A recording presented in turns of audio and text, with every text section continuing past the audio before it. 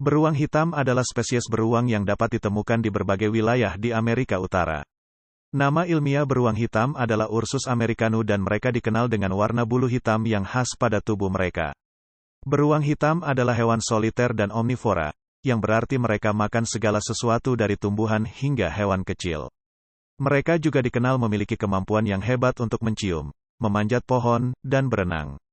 Beruang hitam sering dianggap sebagai hewan yang berbahaya, terutama jika mereka merasa terancam atau melindungi anak-anak mereka.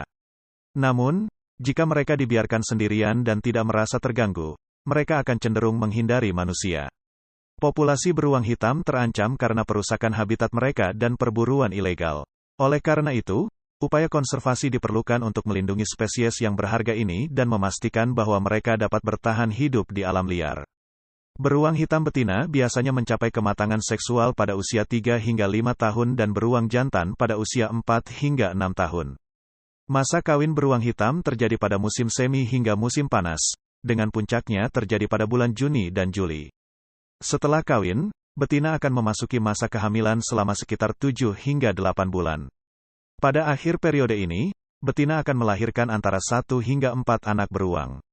Anak beruang biasanya lahir dengan mata tertutup, telinga tertutup, dan sangat tergantung pada ibu mereka untuk perawatan dan nutrisi. Selama beberapa bulan pertama, anak beruang akan tinggal dekat dengan ibu mereka dan menyusu dari kelenjar susu mereka. Ketika mereka cukup besar untuk mengikuti ibu mereka, anak beruang mulai belajar untuk mencari makanan dan belajar keterampilan dasar untuk bertahan hidup di alam liar.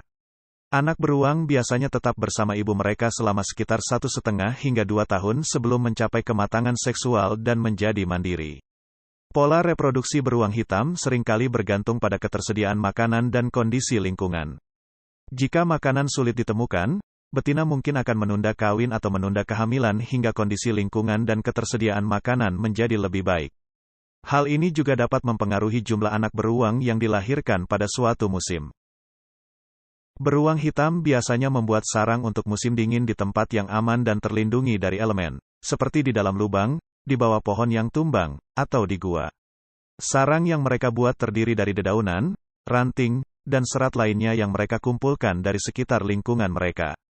Setelah mereka mengumpulkan bahan-bahan ini, mereka akan membentuknya menjadi struktur bundar atau oval yang padat dan lebat.